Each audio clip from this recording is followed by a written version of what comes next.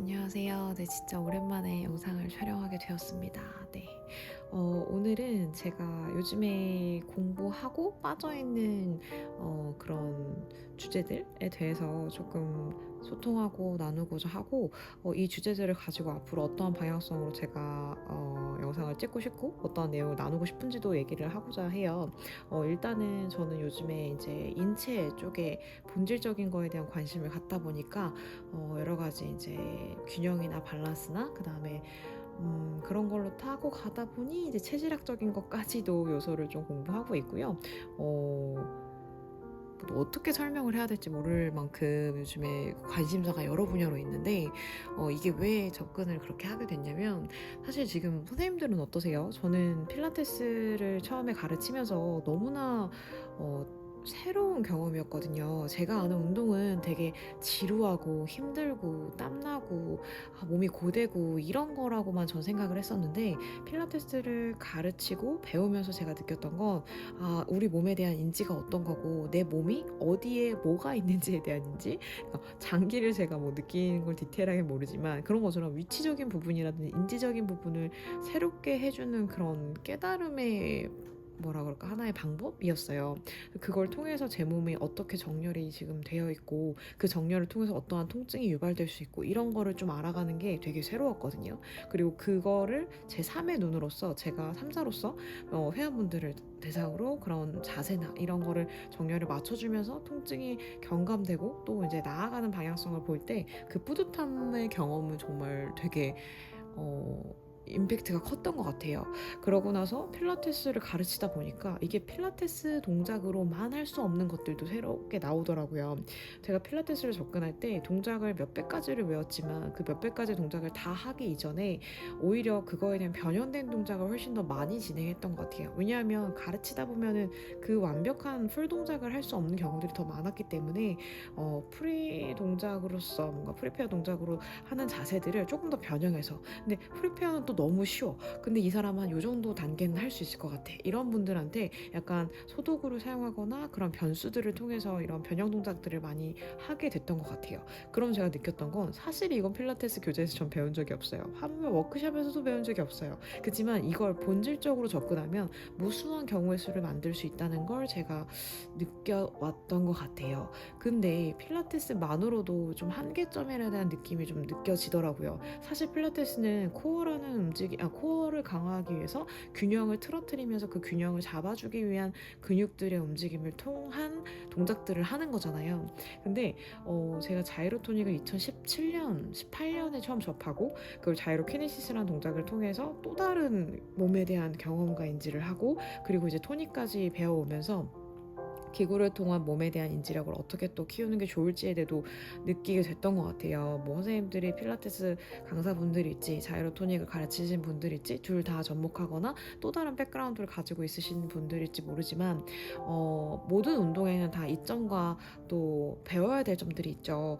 그렇게 다양성을 추구해야지만 제가 더 경쟁력 있는 강사, 경쟁력 있는 그런 티칭이 될 수 있다고 저는 생각을 하는데, 그런 부분에 접근성을 봤을 때 자이로토닉도 너무너무 좋고 새로운 인지 부분이었어요. 그래서 요즘에 저는 자이로토닉의 또 동작들 통해서도 또 다른 변형을 통해서 이게 자이로토닉의 기구도 사실 풀리라는 그런 불안정성에, 그리고 균형 있는 캐딜락과 리포머를 좀 더 믹스한 거에서 가동을 좀 더 넓게 주는 움직임들이 들어갈 수 있는 플리타워를 통해서 지금 제가 자이로토닉을 가르치고 있거든요. 근데 그 동작들도 사실 캐딜락 동작과 그 리포머 동작을 좀 더 믹스하는 그런 동작들을 통해서 가르치고 있어요. 근데 사실 뭐 그런 것도 이제 다양한 또 다른 접근성에 대해서도 제가 이제는 동작도 좀 보여주면서 영상을 촬영하고자 하는데, 일단은 그런 부분들을 통해서 이게 운동법이 하나로는 안 되겠다. 두 개, 세 개, 네 개 다 이게 접목할수록 좀 더 다양성이, 그리고 좀 더 복합적으로 접근할수록 보다 본질적으로 빨리 접근할 수 있겠구나라는 걸 깨달음 얻고 나서 이제 공부도 좀 더 디테일하게 해봐야 되지 않을까라는 생각이 들더라고요.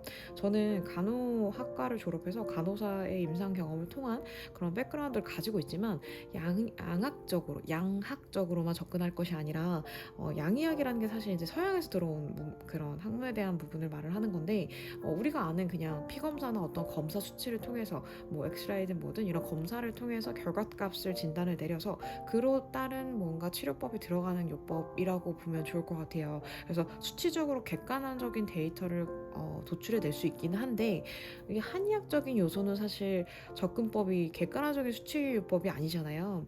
뭐 그게 진짜 그분의 직감력일 수도 있고요. 그리고 통계학적인 요소에서의 그런 통계적인 부분에 따른 결과값이라 볼 수 있는데 체질을 통한 그리고 뭐 자세나 위치적인 해부학적인 요소지만 사실 그거는 뭐 혈자리나 이런 거는 사실 해부학적인 요소로 말하기에는 사실 그 부분이 명확성은 떨어지거든요. 장기적인 부분에 대한 위치를 설명할 수 있는 게 아니기 때문에 기점이라고 봐서 이게 약간 기의 흐름의 통로라고 봐야 되는 거라 오히려 근막에는 좀 더 관계성이 있는 것 같아요. 그래서 제가 회원들을 보면 양약적인 정형외과나 신경과 같은 경우들을 통한 요법으로 치료를 하시는 분들이 있고 한의원만 다니시는 분들이 있어요. 근데 사실 이건 정답은 없다고 생각해요. 본인 몸에 더 맞는 치료법을 향해서 가는 게 맞다고 생각을 하는데 저는 사실 한의학적인 요소를 제가 경험해 본 적은 없었어요. 근데 어떠한 게 있었냐면 체질.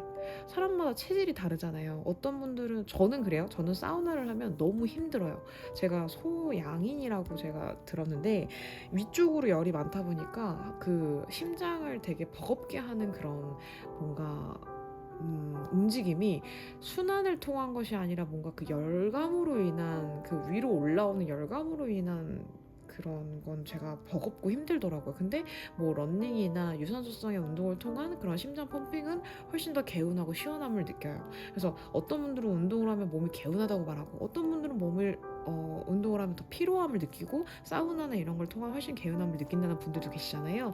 이런 게 저는 체질적인 부분이라고 생각을 하거든요. 그래서 모든 정답은 없다. 그렇지만 본인 몸이 어떤지에 대한 체질적인 걸 접근을 제대로 해야지만 보다 잘못된 길을 가지 않고 잘못됐다기보다는 좀 더 돌아가지 않고 좀 더 명확하게 빠르게 거기에 도달할 수 있지 않을까라고 저는 생각을 하거든요. 그래서 그런 부분에 접근을 하다 보니까 여러 가지 이제 인체, 신체에 대한 접근성을 좀 다양하게 두고자 하는 생각이 들었어요. 그래서 서점을 갔더니 건강 그 코너 챕터에 그 세션에 가니까 숨쉬기, 바르게 숨쉬기, 그리고 바르게 걷기 이런 것들의 책들이 많이 나와 있더라고요. 그래서 그런 책들을 통해서 이게 일상생활에서의 우리가 그냥 베이스로 디폴트 값으로 깔려있는 그런 것들이 제대로 돼야지만 우리가 정상적인 몸의 움직임을 한다고 볼 수 있겠구나라는 생각이 들었어요. 그래서 숨 쉬는 것도 물론 필라테스 호흡법, 뭐 흉식호흡, 복식호흡, 뭐 여러 가지 호흡법을 많이들 말하지만 호흡이 왜 중요한지부터 접근을 하는 게 맞다고 저는 생각이 들더라고요. 그래서 호흡에 대한 거에 대한 좀 내용을 디테일하게 다룬 책들을 찾아보다가 이 숨 쉴 줄 아십니까? 라는 책이 좀 도움이 됐던 것 같아요. 되게 다른 접근이었고 또 저의 생각을 좀 더 딥하게 해줄 수 있는 책이었던 것 같고요. 그리고 또 여기 다음으로는 인체 파동의 원리. 제가 요즘 파동에 되게 관심이 많은데 파동이라는 게 사실 균형 있는 뭐 패턴화된 움직임이라고 보잖아요. 그래서 그런 것들이 균형이란 단어와 이꼬르 됐을 때 우리 몸도 균형을 찾기 위해서 코어라는 걸 단련을 하는 거고 또 코어라는 힘을 통해서 균형이 깨지지 않고 밸런스를 유지하게끔 하는 거라고 생각을 해요. 그래서 그런 것들의 접근성을 봤을 때 파동에 영향이 있겠다. 우리 몸도 결국에는 뭐 이걸 양자학으로 볼지 물리학으로 볼지 과학적인 접근도 사실 필요하잖아요. 저희도 어쨌건 신체적인 이루어진 구조가 뭔가 형상화된 게 질량값과 뭐 힘도 있고 여러 가지 이런 과학적인 요소들을 포함한 것들이라고 저는 생각을 하기 때문에 그런 접근성도 필요하다고 생각해서 요즘에 또 파동에 대한 부분도 좀 보고 있고 이 내용 자체가 사실 그 한의학적인 접근이에요. 그래서 뭔가 우리가 방사통이라고 해서 어떠한 병변에 의해서 그 병변만의 문제가 아니라 그로 인해 파생된 통증들도 유발된다라고 봤을 때 그 유발된 통증이 원인이었을지 방사통에 의한 파생된 통증이었을지에 대한 구별력도 되려면 인체에 대한 이해도가 더 높아야 되거든요. 근데 사실 저는 조금 직관력도 필요하다고 봐요. 근데 이거를 무턱대고 제가 확신해가지고 하는 건 아니지만 접근을 그 원인되는 부분, 어떠한 동작에서 동작이 안 나오는 부분만 볼 것이 아니라 그 동작이 안 나오는 거에 관련된 부분의 요소들도 봐야 된다라고 생각을 하거든요. 그래서 뭐 힙힌지가 안 된다 했을 때 무조건 힌지 부분의 접혀짐의 각동을 볼 것이 아니라 햄스트링의 문제가 아니었을지, 요추의 문제가 아니었을지, 혹은 그 관련된 부분의 근육의 문제가 아니었을지, 이런 부분들을 같이 접근성을 주셔야 된다고 저는 생각을 해요. 그래서 사실 운동 전에 스트레칭을 하고 동작을 한 다음에 근육을 강화하고 다시 또 스트레칭을 하고 이런 움직임의 반복성도 사실 다양하게 접근을 무리되지 않게 뭐랄까 조금 더 순차적으로 갑작스럽지 않게끔 오기는 하나의 접근성이라고 저는 생각을 하거든요. 그래서 그런 부분도 좀 연관이 있다라고 생각을 하기 때문에 이런 인체에 대한 이해가 무조건적으로 근육만 외울 것이 아니라 혹은 뭐 뼈 구조만 외울 것이 아니라 이 관련된 신경계 계통이 될 수도 있고요. 그리고 또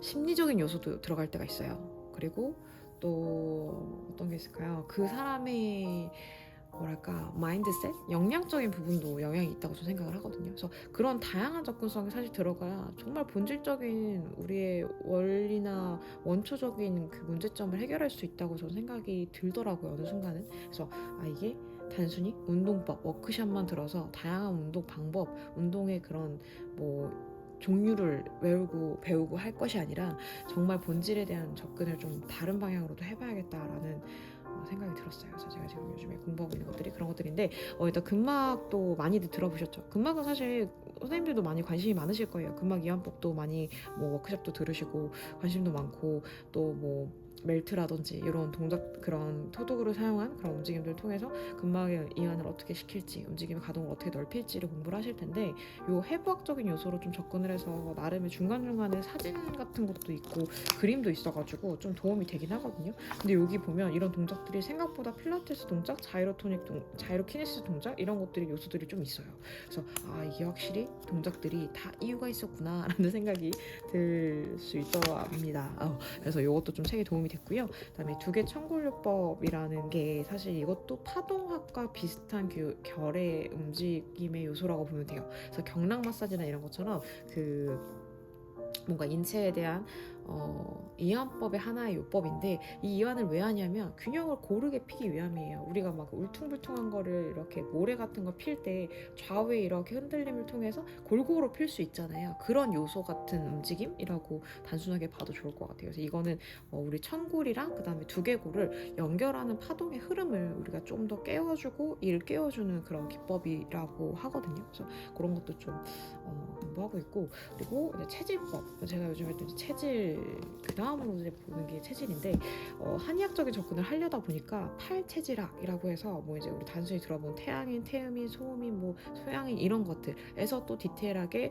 금의 체질, 수의 체질, 목의 체질, 토의 체질 이런 식으로 체질학적으로 나눠서 이게 또 이제 식단적인 요법도 있고요. 또 뭐 우리 장기 내부에 대한 그런 요법도 들어가고요. 이제 아무래도 한의학적인 요소다 보니까 신체 전반적인 요소를 다 포함을 하는데 이거를 저희가 뭐 직접적으로 다루진 않겠지만 건강을 위한 운동요법을 하는 게 저희의 주 목적이 세니까 그런 접근성에서는 식단요법도 조금 생각을 해보는 것도 좋겠다 싶어서 이런 자연치료학이라는 책을 통해서 어떻게 움직임이나 어떠한 식단들이 몸에 어떠한 영향을 주는지도 좀 보려고 하고 있고 체질법도 또 따로 보고 있어요. 그래서 이런 걸 봤을 때 사실 우리 몸은 이루어진 요소들은 같은데 거기에 균형이라든지 밸런스로 인해서 어떤 분은 통증이 있고 어떤 분은 통증을 못 느끼고 이런 거라고 저는 생각을 하거든요. 그래서 사실 태어나게는 뭐 완벽히 100이 똑같진 않지만 거의 98%, 99%는 같은 성질로 태어났잖아요. 근데 그거를 어떻게 활용하고 써가는지에 따라서 그 누적 시간과 그리고 써는 방법에 따라서 결과값이 다른 거라고 생각을 해요. 근데 그 결과값을 가장 베스트한으로 올리기 위해서는 접근법이 하나만이 아니어야 된다라고 저는 생각을 하고요. 그래서 그런 움직임들을 어떤 게 있을지 또 어떤 요법들을 좀 접목해서 운동법에 좀 접근성을 더 다양하게 접근할 수 있을지를 좀 공부하고 있고 그래서 이런 소통들을 선생님들과 많이 하고 싶긴 해요. 그래서 제가 메일 주소가 있기도 하고 저희 센터 이름도 뭐 찾아보면 나오긴 하는데 언제든지 연락 주시고 하면 같이 소통하고도 싶고 그리고 자이로토닉 닭을 경험해보고 싶은 분들은 제가 영상 수업 영상 촬영만 하신다는 어그리가 되시면 무료로 알려드리고도 싶긴 하거든요. 1일 클래스 같이. 그래서 그런 것도 뭐 생각이 혹시 있으시거나 용기 있으신 분들은 연락 주시면 네, 제가 도와드리고 같이 소통하고 싶으니까 메일이나 문자나 이렇게 남겨주시면 좋을 것 같아요. 늦은 시간에 제가 영상을 찍느라 목소리가 많이 잠겼는데 그래도 잘 들어주셔서 감사하고 다음 영상에는 보다 좀 더 선생님들이 들었을 때 하고 느낄 수 있는 정보에 좀 더 축약된 그리고 정의가 좀 이루어진 영상으로 찾아뵙도록 하겠습니다. 네, 이상입니다. 감사합니다.